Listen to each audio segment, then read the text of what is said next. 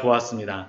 우리가 자주 보던 그러한 말씀입니다. 마태복음 6장, 5장, 6장, 7장이 그러한 말씀은 산상수훈 말씀으로 우리가 기존에 많이 보았던 그러한 말씀이었었죠. 특히 지난주에는 저희가 보았던 말씀이 어떤 말씀이었습니까? 금식에 대한 그러한 말씀이었었죠. 금식에 대한 말씀을 살펴보았었는데 우리가 마태복음의 이 말씀은 예수님께서 말씀하여 주실 때 우리가 두 가지의 그러한 것을 예수님께서 우리에게 먼저 말씀하십니다. 첫 번째는 예수님을 믿는 성도들은 어떠한 성도들인가, 예수님을 참되게 믿는 사람들은 어떠한 특성이 있는가라는 것을 우리가 마태복음 처음에 우리가 팔복의 말씀을 통하여서 우리가 보았다면 그 뒤의 말씀은 무엇이냐면 그렇게 하나님의 그러한 백성된 사람들, 그러한 사람들은 어떻게 살아가야 될 것인가 라는 것에 대하여서 저희가 계속 말씀을 보고 있는 것입니다. 그래서 저희가 또한 이 팔복의 말씀 뒤에 저희가 보았던 말씀이 무엇이었습니까? 우리가 소금과 빛에 대한 그러한 말씀을 보았었고요. 또한 그 뒤에서 우리가 무엇을 따라 살아야 된다고 했습니까? 율법을 따라서 살아야 된다라고 우리가 말씀을 저희가 나누었었습니다. 그런데 그 율법을 따라 산다는 것이 우리의 마음대로 율법을 해석하는 것이 아니라 이스라엘 백성들과 같이 마음대로 해석을 하고 사는 것이 아니라 어떻게 해야 되는 겁니까? 하나님이 원래 알려주셨던 그러한 본래의 의미에서 우리가 그 말씀대로 율법대로 살아가야 된다라는 겁니다. 그리고 그 말씀을 보고 나서 제가 6장 말씀에서 보았던 말씀은 우리가 이제 실질적으로 우리의 삶 속에서 어떻게 살아가야 될지에 대한 그러한 말씀을 보고 있는 겁니다. 우리 6장 1절서부터 18절까지의 말씀에서는 우리가 예배를 드리는 그러한 삶들, 우리가 예배를 드리는 그러한 성도들이지 않습니까? 하나님을 예배하는 성도들이지 않습니까? 그 하나님을 예배하는 성도들이 어떻게 하나님을 참되게 예배해야 될지에 대하여서 세 가지의 그러한 예를 통해서 우리에게 말씀해 주셨었죠. 첫 번째가 구제에 대한 것이었었고요. 두 번째가 기도에 대한 것이었었고요. 세 번째가 지난주에 보았던 금식에 대한 것이었습니다. 그런데 이것의 그러한 공통적인 그러한 내용이 무엇이었습니까? 우리가 하나님을 예배할 때 사람에게 보이기 위하여서 예배하는 것이 아니라 누구 앞에서 하는 겁니까? 하나님 앞에서. 사람에게 보이기 위해 사는 것은 무엇입니까? 외식하는 것이다라고 우리가 하는 것입니다. 무엇을 하든지 그렇습니다. 그런데 우리가 이것을 잘 이해해야 되는 게 그렇다 해갖고 사람 앞에서 아무것도 하지 말아야 된다라고 하는 것은 아닙니다. 우리 사람 앞에서 분명히 해야 됩니다. 저도 제가 설교하는 것이 외식이 된다라고 외식이 될까봐 설교를 하지 말아야 되겠다면 어떻게 되겠습니까? 큰일 나죠. 그렇죠. 우리 오늘 장로님께서 이렇게 귀하게 우리 이렇게 또 악기 연주를 해주셨었는데 우리가 이렇게 악기 연주하는 것도 어떻습니까? 우리가 사람 앞에 보이기 위해서 하는 것이 아니라 하나님 앞에 하는 것입니다. 하나님 앞에. 그렇지만 우리가 사람 앞에서 또한 할 수밖에 없죠. 그러나 우리의 마음이 외식하는 것이 아니라 하나님 앞에서 우리 반주를 하는 우리 최소영 양도 그렇고 설교를 하는 저도 그렇고 우리가 예배드리는 모든 우리들도 하나님 앞에서 우리가 예배한다는 것이 너무나도 중요합니다. 근데 이것이 우리의 예배의 삶이 우리가 외식하지 않는 것이 중요하다면 우리가 실질적으로 삶에서 살아갈 때에는 우리가 실질적으로 우리의 세상 속에서 살아갈 때에는 어떻게 살 것인가 라는 것에 대하여서 또한 예수님께서 우리에게 말씀하여 주시는데 그것이 바로 6장 19절 이후에 그러한 나오는 말씀들입니다. 특별히 우리가 세상에서 살아갈 때 세상 속에서 살아가다 보니까 우리가 이 신앙을 잃어버리고 잘못된 탈선하는 그러한 길들이 있을 수가 있습니다. 잘못된 길로 갈 수 있습니다. 근데 그 잘못된 길로 가는 두 가지의 그러한 이유가 있습니다. 첫 번째는 무엇이냐 하면 세상 속에서 살아가다 보니까 세상을 과도하게 사랑하는 것입니다. 세상을 너무 사랑하다 보면 어떻게 됩니까? 하나님을 사랑하지 않고 세상 속에서만 살아가게 되어지죠. 이게 우리가 이 세상 속에서 살아가면서 빠질 수 있는 첫 번째 우리가 잘못된 그 방법일 수 있습니다. 두 번째 또한 우리가 그 신앙의 길에서 벗어나게 하는 두 번째 것은 무엇이라고 할 수 있냐 하면 세상에서 살아가면서 세상을 두려워하는 것입니다. 세상을 너무 사랑하여서도 딴 길로 갈 수 있지만 세상을 너무 두려워하게 되면 어떻게 됩니까? 세상을 또한 따라가게 되어집니다. 세상을 사랑해도 따라가지만 세상을 두려워해도 어떻게 해요? 세상이 말하는 대로 그냥 질질질질질 그냥 따라가는 것입니다. 이게 바로 6장 19절 이후에 나와 있는 그러한 말씀입니다. 그래서 6장 오늘 말씀에서는 세상을 사랑하는 것에 대한 그러한 경계의 말씀을 주신다면 다음 주에 저희가 볼 말씀에 대해서는 세상을 두려워하는 것들, 그래서 그 다음 주에 볼 말씀에서는 염려하지 말라라는 그러한 말씀을 가지고 계속 반복해서 예수님이 우리에게 말씀하여 주십니다. 오늘 우리 말씀을 보게 되면 첫 번째 우리 19절과 20절 말씀을 보게 되면 예수님께서는 우리에게 보물을 땅에 쌓아두지 말라라고 말씀하십니다. 보물을 땅에 쌓아두지 말라. 여기서 말하는 그러한 보물이 무엇이 있겠습니까? 여러분들에게 귀중한 그러한 것이 무엇이 있겠습니까? 예수님이 말씀하신 이 보물이 무엇일까요? 이것은 세상에서 우리에게 주어진 그러한 모든 것이라고 할 수 있습니다. 때로는 우리의 진짜 재물일 수도 있습니다. 우리의 돈일 수도 있고요. 때로는 우리에게 보물이 무엇이 될 수도 있겠습니까? 우리의 집이 될 수도 있습니다. 아파트, 땅, 이러한 것이 될 수도 있고요. 또 때로는 무엇이 될 수 있을까요? 우리의 직장이 우리의 보물이 되어질 수도 있고요. 또 어떤 사람에게는 시간이 굉장히 중요한 보물이 되어질 수도 있습니다. 그렇죠.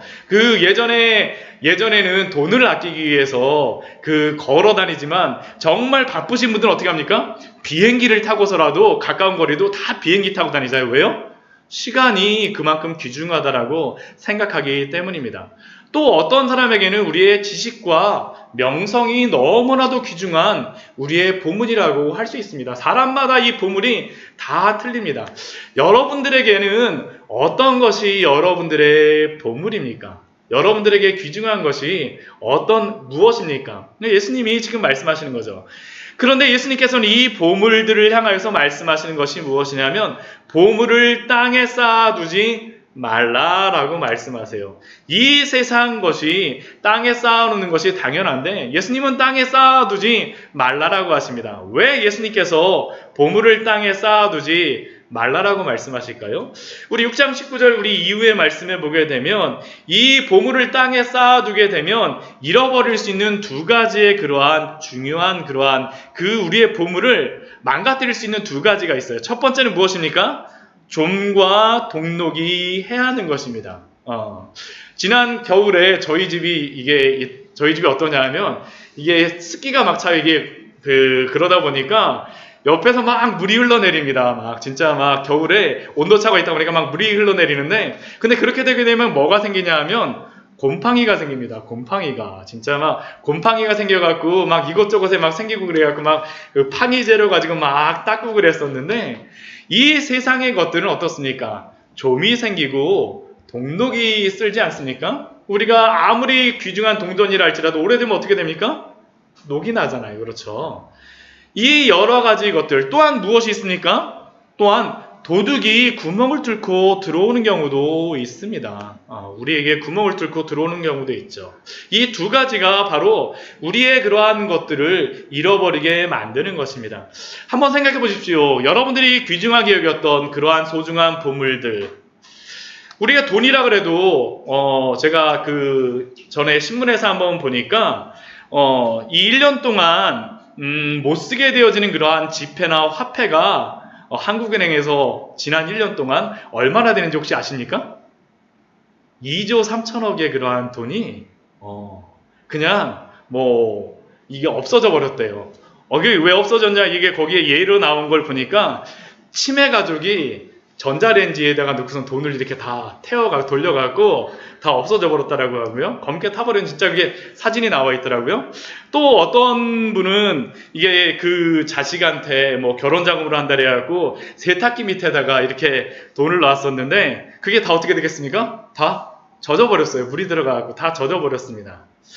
아니면 이스라엘 같은 경우는 실제로 우리가 마태복음 13장 말씀해 보게 되면 밭에 감추인 보화에 대한 말씀이 있잖아요. 근데 실제로 다 예전에는 은행이 발달되지 않다 보니까 이 전쟁 같은 것들이 있게 되면 어떻게 하냐면 돈이나 그런 것들을 밭에다가 진짜 숨겨놓는 것입니다. 근데 전쟁이 나갖고 어떤 일이 발생합니까? 그 사람이 사망하거나 죽게 되거나 아니면 까맣게 어디다 잃어버렸는지 막 전쟁 나고 나서 막 난리통이 되어버리니까 어디다 했는지 못 찾게 되는 경우가 발생하는 겁니다. 실제로 다 이스라엘 가고 저도 동전을 이렇게 밭에 가보면 주는 경우가 진짜 있어요. 저도 그래갖고 하나 주웠던 기억이 있었는데 가져오지 못했습니다. 이게 비행기 타고서 나오면 안 된다 그래갖고 거기다 놓고서 왔었는데 진짜 이런 경우들이 우리의 안에 있지 않습니까? 돈도 이렇죠. 돈만 그렇겠습니까? 우리의 땅과 집도 그러지 않습니까? 제가 그 대학교를 여기 아주대학교를 나왔는데 90년도에 제가 저기 올라가고 산 위에 지금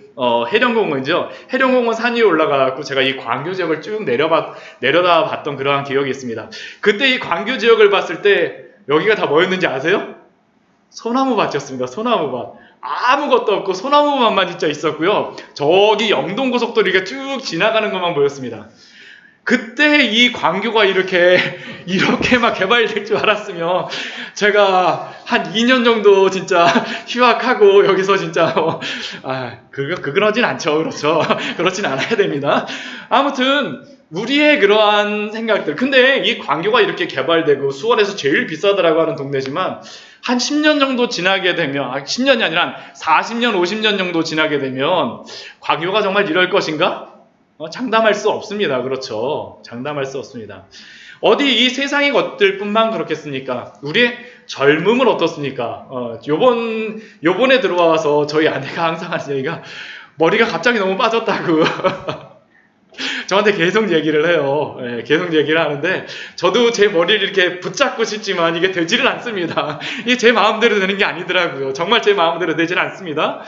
그런데 그 예전 제가 그 90년대 저기 올라가서 이거 봤을 때 제 모습은 어떻겠습니까? 정말 쌩쌩했습니다. 정말 쌩쌩했고요. 젊어 보였어요. 근데 어느 순간 거울을 딱 보다 보니까 여기에 주름살도 한 개씩 생기고 막 팔자주름도 조금씩 생기기 시작하고 우리의 젊음을 아무리 우리가 붙잡아 두려 할지라도 어떻습니까?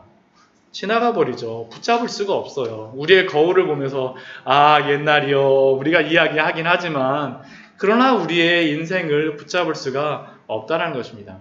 좀과 동독이 단순히 돈에만 생기고 재물에만 생기는 것이 아니라 우리의 모습에도 생기죠. 우리의 생각도 그렇습니다. 우리 젊었을 때는 어떻습니까? 아침에만 일어나게 되면 아침에 딱 생각하면 이거 오늘 진짜 할 수 있을 것 같아 하면서 막 활기 있게 했었는데 조금 나이가 드니까 어떻습니까? 힘든 것 같고 막 의욕도 막 떨어지지 않습니까? 이게 바로 우리의 인생 속에 드러나는 그러한 일들입니다.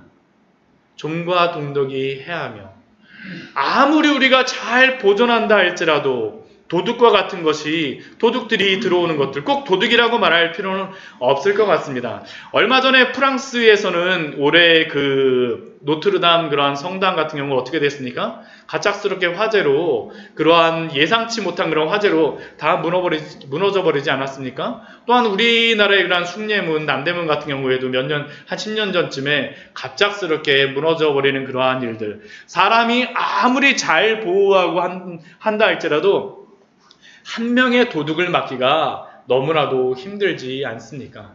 그래서 예수님께서 우리에게 말씀하시는 것이 무엇입니까? 너희를 위하여 보물을 땅에 쌓아두지 말라라고 말씀하십니다. 왜냐하면 이 세상의 것들은 일시적이기 때문입니다. 아무리 우리가 붙잡으려고 한다 할지라도 아무리 남기려고 한다 할지라도 남겨지지가 않습니다. 남겨지지가 않아요. 남겨지지가 않습니다. 그래서 예수님께서는 20절 말씀에서 우리에게 무엇이라고 말씀하십니까? 오직 너희를 위하여 보물을 하늘에 쌓아두라 라고 말씀하세요. 왜냐하면 이 세상 속에 우리가 남기고자 하는 그러한 보물들은 좀과 동독이 해하며 도둑이 구멍을 뚫고 도둑질하기 때문입니다. 그러나 하나님이 계신 그 하늘에 그 하나님이 계신 곳에 쌓아두는 그 모든 보물은 어떻게 되겠습니까? 결코 잃어져 버리지 않는다라는 겁니다. 아무리 우리가 다 유지한다라고 할지라도 우리의 인생이 마지막 끝날 때는 어떻게 됩니까? 다 놓고 가야 되지 않습니까? 다 놓고 가야 되는 것입니다. 근데 여기서 굉장히 중요한 한 가지의 것이 있습니다. 이 설교 시간에 제가 이렇게 이야기하다 보니까 목사님은 당연히 이렇게 이야기해야지 말씀하실지 모르지만 우리 19절과 20절 말씀을 보게 되면 우리 처음을 무엇으로 예수님께서 말씀하십니까? 너희를 위하여, 오직 너희를 위하여라고 말씀하십니다. 예수님을 위해서 그러는 것도 아니고요. 교회를 위하여서 그러는 것도 아니고요. 누구를 위하여서입니까? 나를 위하여서, 우리를 위하여서 그렇게 하라고 예수님께서는 말씀하십니다. 우리 때문에 보물을 하늘에 쌓아두라고 말씀하십니다. 그런데 우리는 이것을 오해할 때가 너무나도 많지 않습니까? 그런데 예수님은 너희를 위하여서, 오직 너희를 위하여서 보물을 하늘에 쌓아두라고 말씀하십니다. 그렇다고 하면 어떻게 이 보물을 이 땅이 아니라 하늘에 쌓아두겠습니까? 우리에게 주어진 것은 다 어디에서 주어진 것입니까? 이 땅에서 주어진 것인데 어떻게 보물을 하늘에 쌓아두겠습니까? 우리 누가복음 우리 말씀에 보게 되면, 우리 누가복음 16장 말씀을 보게 되면 참 재미있는 그러한 비유를 예수님께서 말씀하십니다. 우리 누가복음 16장 말씀 우리 한번 같이 한번 찾아보도록 할까요? 우리 누가복음 우리 16장 말씀을 보게 되면 우리 불의한 청지기에 대한 그러한 비유를 예수님께서 말씀하십니다. 우리 누가복음 16장 말씀을 보게 되면 불의한 청지기가 있었습니다. 어떤 부자에게 불의한 청지기가 있었어요. 우리 16장 1절 말씀을 보면 그 부자는 바로 하나님입니다. 그리고 그 청지기는 누구냐 하면 바로 우리라고 할 수 있습니다. 근데 이 청지기가 어떠냐 하면 이게 정직하게 행하지 않았던 것 같습니다. 그래서 그 부자에게 하나님께 어떤 소리가 들어갔냐 하면 주인의 소유를 낭비한다라는 말이 그 주인에게 들렸습니다. 그러자 그 주인이 어떻게 했겠습니까? 그 청지기에게서 그것을 다 빼앗아야 되겠죠. 왜냐하면 계속 낭비하니까. 그래서 그 주인이 그 종을 불러서 어떻게 하냐면 이제 내가 보던 일을 세마라. 이제 너가 청지기 직무를 하지 못하리라. 그러자 그 청지기가 집에 가서 고민하기 시작합니다. 나 직장을 잃는 거야? 진짜 그거 하지 않습니까? 직장을 잃는 거 아닙니까? 내 직분을, 내가 직장을 잃고 나면, 내가 이 청지기를 빼앗기고 나면 무엇을 할까? 땅을 파자니 힘도 없고 빌어먹자니 부끄럽구나. 그래서 그가 하는 일이 무엇이냐면 4절, 5절, 6절, 7절 말씀 보면 굉장히 이상한 일을 합니다. 어떻게 하냐 하면 그가 할 일을 알았다라고 하고 나서 그 5절 말씀 보면 어떻게 하냐면 그 주인에게 빚진 자를 다 불러옵니다. 그래서 어떻게 하냐 하면 얼마를 빚졌느냐 물어보고 나서 기름 100마리라고 하니까 여기에다 뭐라고 적어주냐면 기름 50만 빚졌다라고 쓰라고선 그걸 줍니다. 우리 7절 말씀 보면 우리 뭐라고 나오냐면 밀 100석을 빚졌습니다. 그러니까 그 사람이 뭐라고 적어주냐면 80이라고 쓰라라고 합니다. 이 종은 어떠한 종입니까? 여러분들 생각하기에 정직한 종입니까? 불의한 종이죠. 우리 오히려 첫 번째 우리 16장 1절 말씀과 같이 주인의 소유를 낭비하는 그러한 종처럼 보입니다. 그런데 8절 말씀을 보면 예수님이 이 종에 대하여서 말씀하신 그런 말씀이 있습니다. 그것이 무엇이냐면 주인이 옳지 않은 청지기가 이를 지혜 있게 하였으므로 칭찬하였으니 우리 생각에는 지혜 있게 행하지 않고 칭찬할 만한 것이 하나도 없는데 그렇죠? 근데 그 뒤에 말씀이 중요합니다. 이 세대의 아들들이 자기 시대에 있어서는 빛의 아들들보다 더 지혜로움이니라. 그래서 9절 말씀 우리 같이 한번 읽어보도록 하겠습니다. 내가 너희에게 말하노니 불의의 재물로 친구를 사귀라. 그리하면 그 재물이 없어질 때 그들이 너희를 영주할 처소로 들이라. 이 말씀은 단순히 종이 주인의 재물을 착복하고 사기를 쳤다라는 그러한 말씀이 아닙니다. 이 말씀은 하나님과 우리의 관계에서 하나님이 우리에게 주신 이 보물, 이 재물과의 관계에서 생각합니다. 이 세상 재물을 누가 주셨습니까? 하나님이 주셨습니다. 우리는 그러면 이 세상 속에서 누구로 사는 것입니까? 청지기로 사는 사람들입니다. 재산 관리입니다. 우리에게 주신 것이 무엇이 있습니까? 우리의 시간, 우리의 젊음, 우리의 돈, 우리의 지식, 우리의 명성, 이것을 다 누가 주신 것입니까? 하나님이 주셨습니다. 그 증거가 무엇입니까? 우리가 하나님 나라 갈 때 우리 것이라고 생각했던 것들 어떻게 합니까? 다 놓고 가야 되죠. 왜요? 우리 게 아니기 때문입니다. 다 놓고 가야 됩니다. 그러면 우리가 그 다 놓고 갈 때 그 하나님 앞에서, 그 주인 앞에서 칭찬받는 방법이 무엇입니까? 불의의 재물로 친구를 사귀는 것입니다. 우리에게 맡겨주신 이 땅의 재물들, 나의 욕심만을 위하여서 사용하는 것이 아니라 하나님의 영광을 위하여서 사용하십시오. 나에게 주신 시간, 나에게 주신 물질, 나에게 주신 명예, 나에게 주신 젊음, 내 것이라고 생각해서 나만을 위해서 사용하는 것이 아니라 하나님의 영광을 위하여서, 또한 하나님이 우리에게 맡겨주신 그러한 이웃들을 위하여서 사용하라는 것이 바로 오늘의 말씀의 의미입니다. 이 불의의 재물로 친구를 사귀는 것, 이게 바로 하나님 나라를 위하여서 하늘에 우리의 보물을 쌓아두는 것이 아닙니까? 나에게 주신 그 재물들을 통하여서 이 나만을 위하여서 쌓아두는 것이 아니라 하나님을 위하여서, 교회를 위하여서, 우리의 이웃을 위하여서 사용하게 되면 그것이 어디에 쌓인다는 것입니까? 하나님의 나라에 쌓인다는 겁니다. 단순히 재물만을 말씀하시는 것이 아닙니다. 우리에게 주신 그러한 모든 것들, 이것이 바로 우리가 이 세상을 살아가면서 이 세상을 과도하게 사랑하지 않고 그 유혹에 빠지지 않고 보물을 하늘에 쌓아두는 방법입니다. 그런다면 우리가 하늘에 보물을 쌓아둘 때 우리가 실제로 다 보물을 하늘에 쌓아두는지 아니면 땅에 쌓아두는지 그것을 점검할 수 있는 그 기준이 무엇이겠습니까? 오늘 6장 21절의 말씀이 우리가 점검할 수 있는 아주 중요한 그러한 기준입니다. 우리 6장 21절 말씀, 우리 앞에 있는 말씀이죠. 우리 같이 한번 읽어보도록 하겠습니다. 내 보물이 있는 그곳에는 내 마음도 있느니라. 이 말씀을 가지고 우리가 정말로 하늘에 우리의 보물을 쌓고 있는지 아니면 이 땅에 우리의 보물을 쌓고 있는지 우리는 점검할 수 있습니다.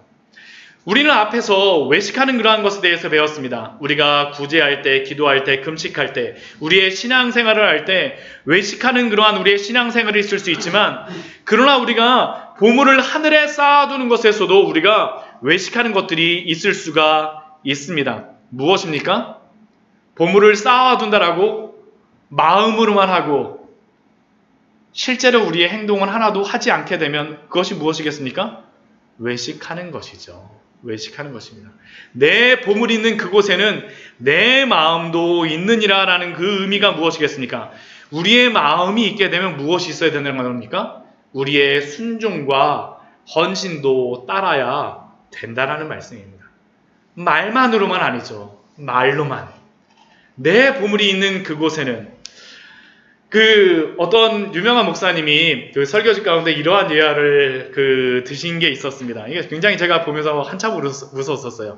어떤 신앙이 좋은 부부가 있었습니다. 그 부부가 소를 2마리를 키웠어요. 송아지를 2마리를, 송아지 2마리를 새끼로 하나님께서 주셨습니다. 그래갖고 그 신앙이 좋은 부부다 보니까 그 남편이 그 새끼를 낳고 나서 굉장히 감사한 마음이 들었어요. 그래갖고 집에 와갖고 그 아내에게 이야기합니다. 여보, 하나님이 우리에게 이 송아지를 주셨으니까 우리 이 송아지가 다 크게 되면 한 마리는 하나님께 드리고 한 마리는 우리를 위하여서, 우리 생활을 위하여서 사용합시다. 이거 하나님이 주신 게 얼마나 감사해요. 본래 한 마리만 우리 낳는데 2마리 주셨으니까 한 마리는 우리 하나님께 드립시다. 근데 이 송아지가 한 마리는 얼럭덜럭한 그러한 송아지였었고요. 또 한 마리는 흰소였습니다. 근데 이 송아지를 아주 잘 키웠어요. 집에서 잘 키웠었는데 잘 키우던 어느 날 갑자기 남편이 헐레벌떡 놀란 표정으로 굉장히 슬픈 표정으로 집에 들어왔습니다.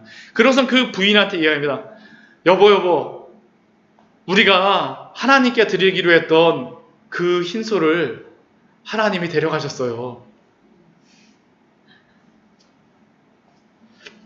그러자 그 부인이 그 남편에게 질문합니다. 여보, 예전에 당신이 흰소를 하나님께 드리겠다라고 말씀하지 않았었잖아요. 근데 그 남편이 대답합니다. 여보, 그런데 내가 기도하면서 생각해봤는데 하나님 흰소를 드리라고 계속 내 마음속에 말씀하시더라고. 그런데 하나님의 그 흰소가 글쎄 어젯밤에 죽어버리지 뭐야. 우리가 이것을 그냥 웃고 넘길 수 있을지 모르겠지만 그러나 한번 생각을 해보십시오. 우리의 이것이 신앙의 모습이 아닙니까? 항상 하나님께 드릴 수만 죽는 슬픈 일이 우리 가운데 혹시 벌어지고 있지는 않습니까? 우리의 보물이 있는 곳에 우리의 마음도 있다라고 말씀하십니다. 스펄전 목사님은 이러한 말씀을 하셨어요. 주머니가 회개하지 않는 성도는 아직 하나님께 참되게 회개한 성도가 아니다라고 말씀하십니다. 이것을 물론 헌금에 관련하여서 말씀하였지만 사실은 우리가 드려지는 우리의 모든 것들, 우리의 시간과 우리의 헌신들, 우리의 여러 가지 하나님 앞에 드리는 그러한 모든 것들이 다 하나님께 드릴 때만 되면 흰소와 같이 죽어가고 있지 않습니까? 한번 생각해 보십시오. 우리의 보물이 있는 그곳에 우리의 마음도 있습니다. 이것은 또한 우리 교회를 향하여서도 동일합니다. 우리 광야의 샘교회 우리 개척하게 하시고 이곳에 세우셨는데 교회가 그냥 세워지진 않습니다. 우리가 외식하지 않기 위해서 아무 일들 안 하시게 되면 교회가 세워질까요? 안 세워집니다. 우리의 헌신과 우리의 기도와 우리의 수고가 당연히 필요합니다. 내 보물이 있는 그곳에는 내 마음도 있느니라. 우리의 삶을 잘 점검하여 보십시오. 그런데 우리가 이렇게 하나님 앞에 헌신하고 또한 우리 앞에 이렇게 순종하기 위해서는 무엇이 필요할까요? 그 전에 반드시 있어야 되는 것이 있습니다. 오늘 예수님께서 우리 6장 21절 말씀, 내 보물이 있는 그곳에는 내 마음도 있느니라는 이 말씀 뒤에 이것이 이루어지기 위해서 필요한 것이 무엇인가를 우리에게 말씀하십니다. 그게 22절과 23절의 말씀인데 우리의 눈이 변해야 됩니다. 우리의 눈이 변하여야지만 이러한 일을 감당할 수 있습니다. 우리 22절, 23절 말씀, 우리 6장 22절, 우리 마태복음 6장 22절, 23절 말씀 같이 한번 읽어보도록 하겠습니다. 눈은 몸의 등불이니 그러므로 내 눈이 성하면 온몸이 밝을 것이요 눈이 나쁘면 온몸이 어두울 것이니 그러므로 내게 있는 빛이 어두우면 그 어둠이 얼마나 더하겠느냐. 제가 앞에서 여러 가지 헌신과 또한 우리의 시간에 대한, 물질에 대한, 우리의 모든 것들에 대한 헌신에 대하여서 말씀드렸는데 이러한 것들이 말씀드리게 되면 우리가 시험이 될 때가 있습니다. 이것이 시험이 되는 것은 크게 보면 두 가지입니다. 첫 번째는 아직 우리가 예수님을 깊이 있게 만나지 않아서 왜 우리가 그래야 되는지에 대해서 잘 모를 때이고, 두 번째는 우리가 세상을 너무나도 사랑하기 때문에, 아니면 우리가 세상을 너무나도 두려워하기 때문에 우리의 마음이 세상으로 인해서 딱딱해지는 경우에 쉽지 않습니다. 그런데 이러한 것들을 하기 위해서 어떻게 되냐면 우리의 눈이 변해야 돼요. 우리의 마음이 변해야 됩니다. 우리의 마음이 변해야 됩니다. 왜 이러한 일들이 발생하겠습니까? 내가 아직 이 세상의 모든 보물의 주인이라고 생각하기 때문입니다. 내가 주인이라고 생각하기 때문입니다. 내가 주인이라고 생각하는 한 절대 이러한 헌신과 순종은 나올 수가 없습니다. 성령님께서 우리의 눈을 변화시켜 주시지 않는 한 또한 나의 마음이 변화되어야지만 이러한 일들이 가능합니다. 만약 지금 이 예배 시간에 여러분들이 빨간 안경을 쓰고선 저를 본다면 저는 어떠한 사람으로 보이겠습니까? 빨간 사람으로 보일 것입니다. 노란 안경을 쓰시면요, 노랗게 보일 것이고요. 까만 안경을 쓰면요, 까맣게 보일 것입니다. 우리 앞에 있는 이 이상한 그러한 단어가 막 있죠? 이게 무엇이냐면 가장 끝에 있는 이게 뭐냐면 히브리어에서 아인이라고 하는 그러한 알파벳입니다. 꼭 우리 영어 알파벳 Y 비슷하게 생겼죠? 네, 아인이라고 하는 그러한 단어인데 이 아인이라고 하는 단어가 어디로부터 나왔냐 하면 처음에 왼쪽서부터 이렇게 오는 건데 눈의 모양에서 나왔습니다. 눈의 모양에서. 그러니까 이 아인이라고 하는 단어가 이 눈이라고 하는 것에서 나온 거, 어원이 그렇게 되는 겁니다. 눈에서부터 이렇게 모양을 따라서 나왔다라는 건데, 이 아인이라고 하는 단어가 또한 어디에 사용이 되냐 하면 우물에 사용돼요. 샘이나 우물에 사용이 됩니다. 근데 우리가 성경을 잘 보게 되면 우리 출애굽기에서 우리 구원에 대한 말씀을 하실 때 첫 번째 이스라엘 백성들을 구원하시고 광야로 이렇게 들어오게 하셨을 때 첫 번째 일어나는 그러한 기적이 있습니다. 그것이 무엇인지 혹시 기억나십니까?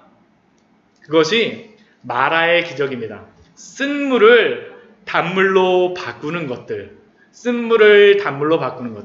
근데 그거에 보게 되면 무엇이냐면 이 물을 바꿔주시는 거예요. 결국 이것이 무엇입니까? 광야에 들어온 이스라엘 백성들의 무엇이 변해야 된다는 것입니까? 그 눈이 변해야 된다는 겁니다. 눈이 변해야 된다는 것이죠. 광야의 길을 가기 위하여서는 다른 것이 먼저 변하는 것이 아니라 눈이 변해야 됩니다. 눈이. 우물이 변한 것처럼 그 눈이 변하여야지만 그 광야의 길을 갈 수 있는 겁니다. 또한 예수님께서도 첫 번째 행하셨던 그러한 기적이 무엇인지 아시나요? 우리 요한복음 2장에 나와 있는 그러한 말씀입니다. 요한복음 2장의 그 말씀이 무엇이냐 하면 그 가나의 혼인잔치에 가져가고 물을 무엇으로 바꿔주세요? 네, 포도주로 바꾸십니다. 결국 이것도 무엇입니까? 그 물을 포도주로 바꾸는 것들, 그 눈을 바꿔주는 것입니다. 결국 구약에서도 그렇고 예수님이 그러한 구원의 사역을 처음으로 시작할 때도 그렇고 처음에 가장 먼저 변해야 된다는 것이 무엇입니까? 눈이 변해야 된다는 겁니다. 눈이 변해야 되는 것들. 이 눈이 변하지 않게 되면 어떻게 되냐면 하나님께 원망하며 불평할 수밖에 없습니다. 우리 마라의 그러한 말씀, 우리 출애굽기 15장 말씀에 보게 되면 이 말씀하시는 그러한 말씀이 있습니다. 출애굽기 15장 26절 말씀을 보게 되면 이렇게 말씀하세요. 제가 원래 말씀을 찾지 않은 줄 알았는데 우리 출애굽기 15장 26절 말씀을 보게 되면 이 마라에서 하나님이 하나님의 그러한 이름을 한 가지를 말씀하여 주십니다. 하나님의 이름을 말씀하여 주세요. 출애굽기 우리 15장 26절의 말씀입니다. 구약성경 106페이지입니다. 같이 한번 읽어보도록 할까요? 우리 출애굽기 15장 26절입니다. 같이 읽겠습니다. 이르시되 너희가 너희 하나님 나 여호와의 말을 들어 순종하고 내가 보기에 의를 행하며 내 계명에 귀를 기울이며 내 모든 규례를 지키면 내가 애굽 사람에게 내린 모든 질병 중 하나도 너희에게 내리지 아니하리니 나는 너희를 치료하는 여호와임이니라. 하나님이 하나님이 치료하시는 여호와라는 겁니다. 여기서부터 무엇이 나오냐면 여호와 라파라는 말씀이 나옵니다. 치료하시는 하나님. 그런데 하나님께서 무엇을 치료하시고 싶으신 거예요, 지금요? 우리의 눈을 치료하시고 싶은 겁니다. 왜냐하면 우리의 눈이 변하지 않는 한에는 하나님을 제대로 따라갈 수가 없습니다. 이것이 바로 예수님을 믿을 때 거듭나는 것이라고 할 수 있고요. 중생하는 것이라고 말씀할 수 있고요. 또 한 가지는 우리의 마음이 딱딱한 우리의 마음들을 어떻게 하는 겁니까? 기경하여 주시는 것입니다. 말씀을 통하여서. 성령님께서 우리를 변화시켜 주시는 겁니다. 그때 어떻게 됩니까? 하나님의 말씀에 따라서 순종하게 되어지는 것들이 나오게 됩니다. 우리 이 시간, 우리 이 자리에 나온 우리 귀한 성도님들, 혹시 우리의 마음속에 여러 가지 순종하지 못하고 헌신하지 못하는 그러한 것들이 있습니까? 혹시 하나님께 불평하며 원망하는 그러한 마음들이 있습니까? 그 상황에 대하여서 하나님께 구하기보다는 먼저 우리가 무엇에 대하여서 구해야 될까요? 우리의 눈을 변화시켜 달라고 우리는 기도해야 됩니다. 우리의 눈을 변화시켜 주십시오. 하나님, 제가 하나님의 뜻을 제대로 분별할 수 있도록, 제가 하나님의 그러한 말씀에 제대로 순종할 수 있도록 저의 마음을 변화시켜 주시고 저의 눈을 변화시켜 주시옵소서. 우리 여러분들과 또한 저와 우리 광야의 샘교회의 귀한 기도 제목이 되기를 축원합니다. 이것이 하나님이 우리가 하나님의 그런 말씀에 순종하기 위해서 우리에게 필요한 것이죠. 세상을 사랑하지 않기 위해서는 우리의 눈부터 변해야 됩니다. 세상 너무나 잘 보이잖아요. 막 한 번 보십시오. 막 어떤 친구 같은 경우에는 비트코인 투자했던 친구가 있는데 막 가격이 떨어지니까 어떻게 되냐면 마음이 너무 아픈 거예요. 막 잠도 못 잡니다. 제가 얘기 드리니까 24시간 비트코인을 한다 그러더라고요. 그러니까 정신을 못 차리니까 하루 종일 그냥 모니터만 봅니다. 예. 세상은 계속 변합니다. 우리의 눈이 변하지 않는 한, 하나님을 바라보지 않는 한 우리가 이 세상 속에서 살아갈 수가 없습니다. 세상을 사랑하지 않는 방법, 먼저 우리의 눈이 변하기를 위해서 기도하십시오. 또한 우리가 이 세상을 살아가는 그러한 가운데 우리의 눈이 변하게 될 과도하게 사랑하지 말라라고 말씀드리게 되면 꼭 이런 분들이 또 계세요. 목사님, 제가 세상을 사랑하지 않는 것도 중요하지만 제가 하나님을 사랑하겠습니다. 그러면서 또 뭐라고 말씀하시냐면 그렇지만 목사님, 세상도 제가 하나님만큼 사랑할게요. 이렇게 말씀하시는 분들이 있으세요. 우리 거기에 대해서 예수님께서 오늘 말씀하십니다. 우리 마지막에 우리 24절 말씀에서 이렇게 말씀하시죠. 우리 24절 말씀, 우리 6장 24절 우리 같이 한번 읽어보도록 할까요? 같이 읽겠습니다. 한 사람이 두 주인을 섬기지 못할 것이니 혹 이를 미워하고 저를 사랑하거나 혹 이를 중히 여기고 저를 경히 여김이라.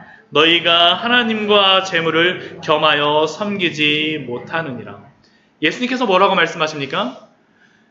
한 사람이 두 주인을 섬기지 못할 것이니, 우리는 두 주인을 섬길 수 있다라고 말할지 모르지만 예수님께서 뭐라고 말씀하세요? 두 주인을 섬길 수 없다라고 말씀하세요. 결코 우리는 두 주인을 섬길 수 없습니다. 하나님과 재물을 겸하여 섬길 수 없다라고 예수님께서 우리에게 분명히 말씀하십니다. 왜냐하면 세상도 그렇고 하나님도 그렇고 사실은 우리에게 전부를 원하기 때문입니다. 한번 잘 생각해 보십시오. 우리가 사랑하는 그러한 것에 대해서 51%만 세상을 사랑한다면 저울 가진데 저울이 이렇게 있습니다. 세상하고 하나님이 있는데 이게 51kg이고 하나님을 사랑하는 마음이 49kg이에요. 51kg이 그 세상을 더 사랑하게 되면 저울이 어떻게 될까요? 이렇게 됩니다. 이렇게 돼요. 이렇게 돼갖고 결국에 어떻게 될까요? 쭉 모든 게 다 이쪽으로 딸려가게 됩니다. 우리가 그렇고 싶지 않아도 딸려가게 돼요. 우리의 마음이 그쪽으로 쭉 기울어지게 됩니다. 사실은 여기서 우리가 세상에서 우리가 섬길 수 없다라고 겸하여 섬길 수 없다라고 세상에서 살지 말라라고 말씀하시는 것은 아닙니다. 우리는 이 세상 속에서 살 수밖에 없습니다. 산속에 들어가서 살라고 예수님께서 말씀하시는 것은 아닙니다. 우리의 우선순위가 어디에 있느냐라고 예수님이 말씀하시는 것이죠. 주인이 누구냐라는 겁니다. 주인이 세상이 주인인지 하나님이 주인인지, 하나님이 주인인지 재물이 주인인지, 하나님이 주인인지 나의 시간이 주인인지, 하나님이 나의 주인인지 아니면 나의 젊음이 주인인지, 하나님이 나의 주인인지 아니면 나의 옷이라든가 나의 명예라든가 아니면 나의 명성이 주인인지 예수님은 우리에게 질문하십니다. 우리가 마태복음 19장 20절 말씀을 우리가 보았었죠. 그 마태복음 19장 20절 말씀을 보면 그 질문하는 것이 무엇입니까? 한 청년이 와서 예수님께 말합니다. 예수님, 제가 영생을 얻기 위해서 무엇이 필요합니까? 그러자 예수님께서 말씀하시는 것이 무엇입니까? 그 구약의 그러한 십계명을 그대로 말씀하세요. 부모를 공경하고 살인하지 말고 간음하지 말고 도둑질하지 말고 거짓 증언하지 말라. 그러자 그 청년이 말하는 것이 무엇입니까? 예수님, 제가 이 모든 것을 다 지켰습니다. 우리 앞에 우리 말씀 있죠. 마태복음 19장 20절 말씀이요. 그 청년이 이르되 이 모든 것을 내가 다 지키었사온데 아직도 무엇이 부족합니까? 그러나 예수님께서 21절 말씀에서 하시는 것이 무엇입니까? 우리 앞에 말씀 우리 같이 한번 읽어볼까요? 19장 21절 말씀입니다. 예수께서 이르시되 내가 온전하고자 할진대 가서 내 소유를 팔아 가난한 자들에게 주라. 그리하면 하늘에서 보화가 내게 있으리라. 그리고 와서 나를 따르라 하시니. 왜 예수님께서 이 말씀을 하시겠습니까? 재산을 다 팔고 나를 따르라고 말씀하세요. 이게 굉장히 부담되어지는 것이죠. 근데 이 말씀은 단순히 재물을 팔라라는 그 의미를 넘어서서 있습니다. 이게 무슨 의미냐 하면 하나님이 중요한지 재물이 더 중요한지에 대하여서 예수님은 지금 질문하고 계신 겁니다. 오늘 6장 24절 말씀을 그대로 질문하시는 것이에요. 너희가 하나님과 재물을 겸하여 섬기지 못하느니라. 재물이 중요하면 어떻게 되겠습니까? 예수님을 따르지 않을 것이요. 예수님이 더 중요하면 어떻게 되겠습니까? 예수님을 따르게 될 것입니다. 근데 그 청년은 어떻게 됐습니까? 22절 말씀을 보면 그 청년이 재물이 많음으로 이 말씀을 듣고 근심하며 가니라. 근심하는 게 중요한 것이 아닙니다. 우리의 보물을 지금 어디에 쌓아놓고 있는지 예수님께서 지금 우리에게 질문하시지 않습니까? 한번 생각해 보십시오. 이 말씀은 우리에게도 지금 질문하시는 질문입니다. 여러분들의 마음뿐만 아니라 여러분들의 모든 것들은 이 세상에 하나님이 주신 그러한 모든 보물들은 그 중심은 하나님을 섬기고 있습니까? 아니면 그 재물 가운데 여러분들의 마음이 가서 있습니까? 우리의 마음이, 저도 그렇습니다. 제가 정말로 확신하건대 우리가 정말로 섬기는 것에 따라서 우리가 무엇을 섬기는지에 따라서 우리의 시간도 거기에 따라서 움직일 것입니다. 우리의 재물도 거기에 따라서 움직일 것입니다. 우리의 꿈도 거기에 따라서 움직일 것입니다. 우리의 명성도 거기에 따라서 움직일 것입니다. 우리의 대학 진로도 거기에 따라서 움직일 것이고 우리의 직업 선택의 그러한 원리도 거기에 따라서 움직일 것이고 우리가 배우자를 찾는 그 기준도 거기에 따라서 움직일 것이고 우리가 집을 구하는 그 기준도 거기에 따라서 움직일 것입니다. 이 예배를 드리는 여러분들의 마음도 그 기준에 따라서 움직일 것입니다. 다 영향을 받을 수밖에 없습니다. 우리는 정말 하나님을 섬기고 있습니까? 아니면 이 세상의 보물, 재물을 섬기고 있습니까? 예수님 우리에게 분명히 말씀하십니다. 너희가 하나님과 재물을 겸하여 섬기지 못하느니라. 세상은 끊임없이 우리를 유혹합니다. 끊임없이 유혹합니다. 우리로 하여금 세상을 과도하게 사랑하도록 끊임없이 유혹할 것입니다. 아마 이 자리 예배 끝나고 나가시게 되면 바로 유혹하기 시작할 겁니다. 그런데 이 말씀을 기억하십시오. 우리는 하나님과 재물을 겸하여 섬길 수 없습니다. 보물을 땅에 쌓아두지 마십시오. 하늘에 쌓아두신 우리 귀한 성도님들 되시기를 축원합니다. 우리의 마음만 있는 것이 아니라 우리의 보물도 그곳에 같이 있기를 축원합니다. 여러분들의 눈들이 변하기를 축원합니다. 우리의 눈이 변해야 됩니다. 그리고 그것에 따라서 순종함으로 하나님을 가장 귀하게 모시는 우리 광야의 샘교회 성도님들 되시기를 축원합니다. 우리 같이 기도하도록 하겠습니다. 우리 이 시간 우리 같이 기도하며 나아갈 때